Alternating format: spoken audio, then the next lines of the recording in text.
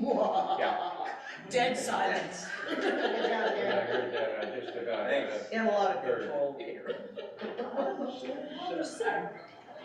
All right, good evening. 11:12. It is You made it. 6:01. Right. And the Barre City Board of Abatement meeting will come to order.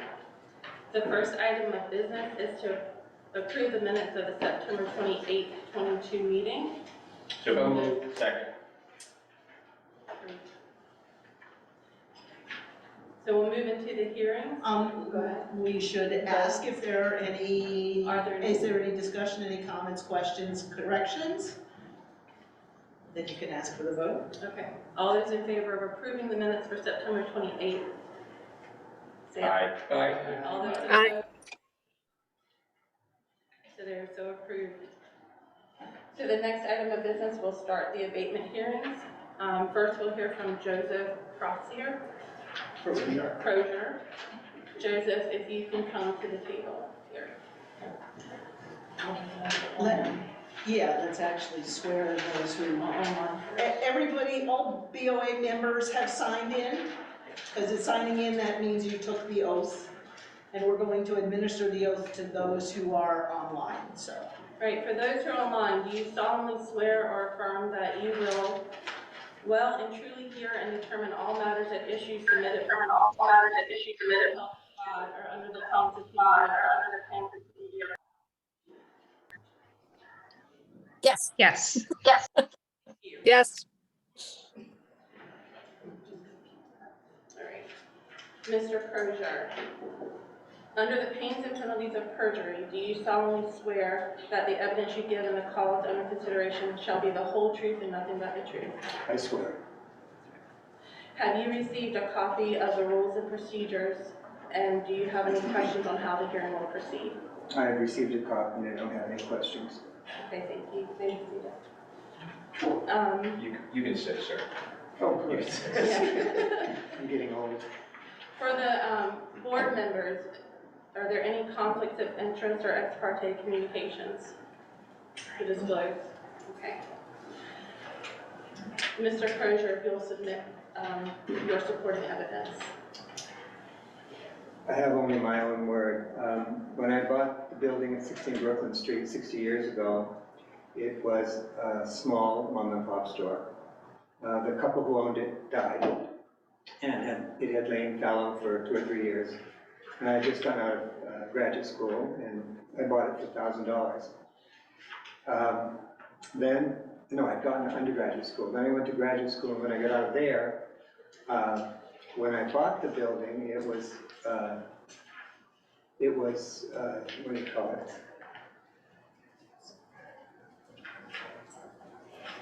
It was commercial. While I was away at graduate school, that was changed to residential, which did not make me happy because I wanted to put a store there. Anyway, I didn't say anything, and so I've had it for 60 years. And just recently, 3-4 years ago, I got very ill. I started having heart attacks, started having them around 2011. But I was sick. I had to have open heart surgery. I had a terrible time getting over that because I was allergic to the anesthesia. And then afterwards, I had heart flutter, which caused me to have 2 strokes. So I was incapacitated. The strokes took my vision, my ambulation, my everything. I couldn't swallow. I had a rough time of it. Anyway, when I finally came to, I had a pile of mail this high on my table. My next door neighbor collected it for me. And when I looked through it, I found that my taxes had been raised. And I didn't know why. So I called, and there was a new person who was very nice. She told me she really didn't want to get into it. I wasn't sure that she wanted to stay being the assessor. But anyway, I told her, I don't understand why. I said, and now I have at that time, $3,500 worth of penalties and interest. So it took me maybe 2 or 3 months until she could come down and take a look at the building itself, which she did. When I opened the door, she looked inside, she said, "Oh, this isn't a home." I said, "I know it isn't." Yeah, I said, "It's been listed as a shed for years, although I've added to it because I work here. It's my studio, I paint and everything here." So she said, "Well, then it's listed as a domicile. As far as I know, it's listed as a shed, but it hasn't been a shed for years because I use it." Anyway, it was impossible for me to pay that several $1,000s. So I started paying by month, $50, which is nothing. However, I'm on a limited income.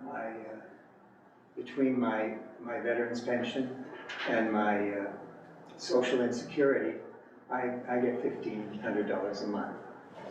And I have to be a musician to make that go, but I make it go. The problem is that every 4 months I have to, well, I was paying $50 a month. The tax collector said to me, "You're never going to get anywhere. You're just paying on it. You're just paying the interest. You're not, and it's the interest is you're not even paying the interest that we're charging you." So I raised it to $150 a month, and it still didn't go down.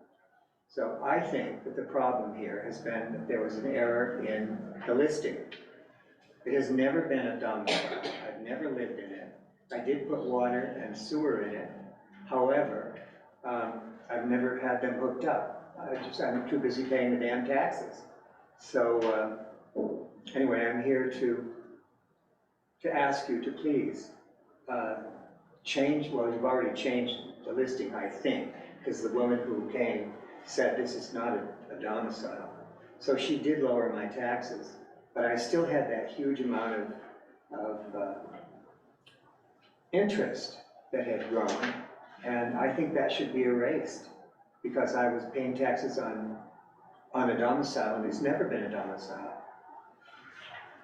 And that's it. And the only proof I have of my open heart surgery and many heart attacks is I can show you the scar on my chest. That's it. Okay. Are there any questions from the board members for Mr. Crozier? William? Yes, I know that there is a policy in terms of taxes, and if your income is below a certain amount, that you only pay, I believe but that is not the case here because There's no such policy tied to income. No policy. There is, of course, the state property tax adjustment program that's associated with resident because this is not a resident property. No, I don't live there. I live at 121 Brooklyn Street. I did try to put water and sewer in because when I'm working and if I have to use the bathroom, I have to walk a half a mile up to my house. And anyway. Are there any other questions from board members? I kind of have a process question on the grievance with the city. Would that not have come before the PCA? No. No, if it was adjusted during the grievance process with the assessor, and upon receipt of the change of assessment, if Mr. Crozier was satisfied with that adjustment, then he would have had the right to appeal to the board at that point in time, but he didn't. So this is the first time it's coming because this isn't about the assessment, this is about the taxes. I didn't ask, I was glad that she reassessed it. What I wasn't glad about is the tremendous amount of interest that is accrued under that assessment. Best, I had a question for Mr. Crozier. I was curious, what's the amount of abatement you're requesting? It's, I don't know, $9,000.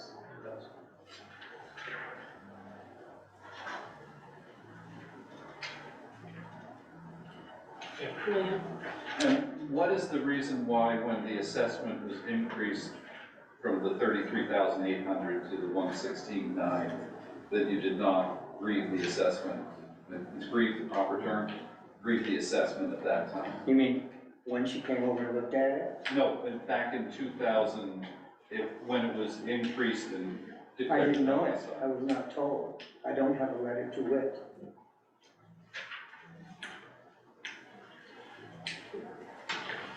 Does the record reveal whether this was done during the normal lodging of the grand list, or was it done in December under the rubric of errors and omissions by the then assessor?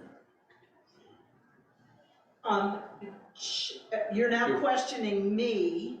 Okay. Should we ask have we acting finished with assessor. questions to Mr. Crozier, and should we invite the interim assessor up? Yes. I'd like to ask Mr. Crozier how much he paid in interest, because I don't think that's shown in this report I here. don't know, it was $50 a month for 3 years, and just recently, we raised it to $150, but I'm not even paying the interest. The interest is so high. I was just curious what your out-of-pocket was, for interest expenses. I don't know, 2 or 3, well, I don't know, maybe 1,000, that's it. If the board grants an abatement of taxes, all related penalties and interest charges associated with that amount will be reversed, as per statute. Are there any other questions for Mr. Crozier from the board? So now we'll ask. So if you want to just go have a seat, we're going to have Janet come up and. Okay.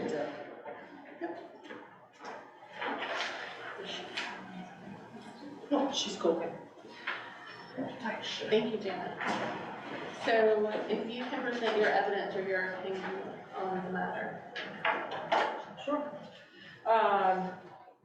So as interim assessor, in late June, early July, Mr. Crozier came with a proper agreement of his assessment. I went out and viewed the property on July 15th of 2021. And I have copies of what I wrote on the lister card, if you would all like to see that. I wrote electrified and plumbed, not connected, not finished at all, is a 20 by 30 structure on piers, is a storage building at this point. I agreed with Mr. Crozier and recognized that it is not a dwelling unit. It was a studio at the time used as a storage space, and I reversed what the former assessor raised it to. Would you all like a copy of my, anybody? It's here if you like it. So there was a question about whether the original increase from 2018 was done through the normal timeline of the garaging of the grand list in the spring, or was it done through E&O in like December? I could not find where it was done under E&O, but what I found was a notice of taxpayers, a change of assessment dated June of 2018. So I'm guessing, assuming it was done under the normal auspices of process. And here's a copy of what was sent out on June of 2018 by the former assessor, which indicated his increase in assessment. So I believe that it was done under normal process and procedure. Thanks, Janet. You're welcome. Are there any other questions? Okay. Does this say why the assessed value changed from the 33? I could find no evidence of the why. Fair enough, thank you. You're welcome. Sir, is it proper to provide my recollection as to the original hearing to answer the question? There has been no hearing on this Well, property to date. hearing might not be the right word, but I remember the errors and omissions being. Not on this property, No? no. Okay. Are there any other questions by the board for the assessor for Janet? No. Jim? One last question. Janet, in 2018, did you see anything in the record that validates that the change was made from 33.8 to 116.9? Based on the understanding that it was, or that they thought it was a residential property? No, all it was a written calculation of the change. Okay. There was no other note. Thank you. Any other questions for Janet? Mr. Crozier, is there anything that you would like to? Do you have a copy of the letter that was supposedly sent to me? I do. You do? I don't have it. Just want to make sure, are there any questions from those of you who are zooming in? Thank you. What's the address on the letter? Yeah. Joseph Crozier Jr., 121 Brooklyn Street, Barre, Vermont. That's my home, That is your home? yes. It would have been sent to your home with a note that says, location 16 Brooklyn Street. I never received it. It was a surprise to me that it had been. What was the date on the letter, Janet? It's just in the heading, it just says, I'm sorry, June 12th, 2018 is when they were mailed out. Yeah, I'm sorry, I did have a question for you, sir. You mentioned an illness earlier. Yes. Is that June? Yes. Of That was 2000? I had open heart surgery, because I had it, And when was that, sir? May 2018. And then you mentioned that you were incapacitated for a Oh, period very. of time. I had, Testimony, you mentioned big stack of mail that you received. Do you recall roughly when that was? Well, the open heart surgery was supposed to be 5 hours on the table and 5 hours in a hospital, but I had a really rough time and I died on the table. And I was in the hospital for 12 days, came home, collapsed, 3 more days except for Vermont Hospital. Then I had 2 strokes and I couldn't see. I was just totally incapacitated. I couldn't walk. My car broke down. I wasn't supposed to drive anyway because I couldn't see unless I got a braille car. Yeah.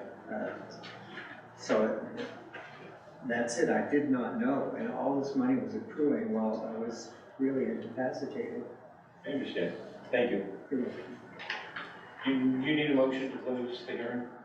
Well, first I would like to invite Mr. Crozier to have, if he has any final statements, anything you want to say. Well, I think that if I live to be 100, I may be able to pay off the $9,000, but unless my income changes drastically, it's not going to happen. I can no longer hold a job, and that's it.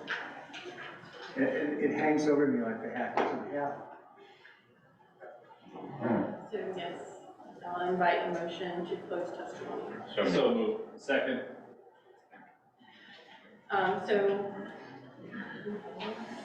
Yeah. Okay, all in favor of closing the testimony, say aye. Aye. All opposed? So, Mr. Crozier, what'll happen is that, once the board finishes hearing the other, items on the agenda, we'll go into deliberative session, which is a closed, opportunity for the board to debate and make a decision. And I will send you a written copy of the decision within 15 days. Thank you. Okay? Thank you. So you're welcome to stay until the deliberative session, or you can leave, whatever works best for you. I want to go home. Smart. Thank you.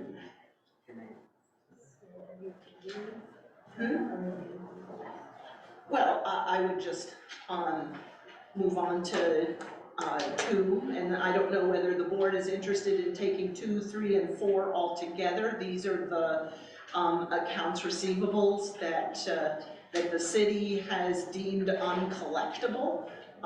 You have all the paperwork. I don't know whether there's any questions or whether the board has any details that they'd like to review.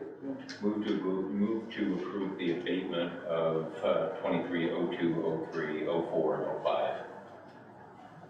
Second, All those in favor, or any discussion? Yeah, let's just, No discussion, all in favor, uh, aye. Aye. all opposed? Aye. So now we'll move into deliberative session, and all of those who are not part of the Board of Abatement will need to leave at this time. you're welcome to stay, you just can't participate in the decision. As per our statutes, our assessor is a member of the board, but not a voting member, so. You don't have to, I'm not forcing you to. I love this. So we need a motion to go into deliberative session. So moved. Second. All in favor? Aye.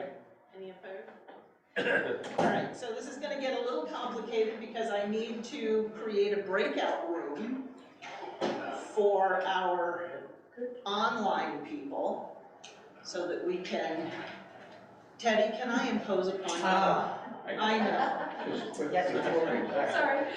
Quit recording, Teddy. That's it. Yeah, but if we turn off the recording, these people, there's at least 2 people on here that aren't members of the board and need to either leave of their own volition or, Sorry, who's coming with us? Ivana, Amanda, Quit the recording. Keep Michael, looking. I don't and forget it. I have. there's Haley? Haley, yeah.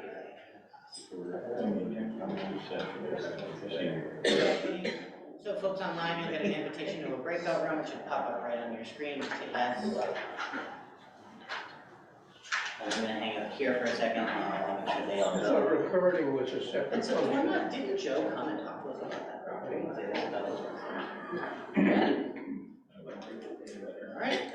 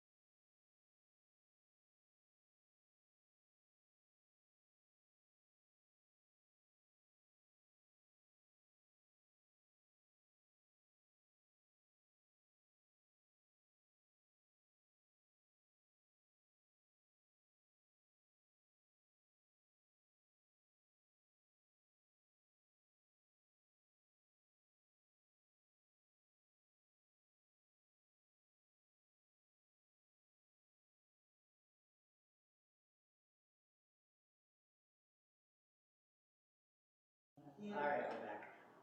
The gift that keeps on All right, are there any other important items for the board? Nothing that I'm aware of. Anything else that any of you have for Board of Abatement stuff? Anybody, anything else from those online? I want to thank you all because as I said in my emails, you know, for Board of Abatement, we need a robust, a number of people for a quorum and y'all came out, so thank you. I appreciate it, as do the properties and people associated with the items on our hearing, so. Move to adjourn. Second. All in favor? Aye.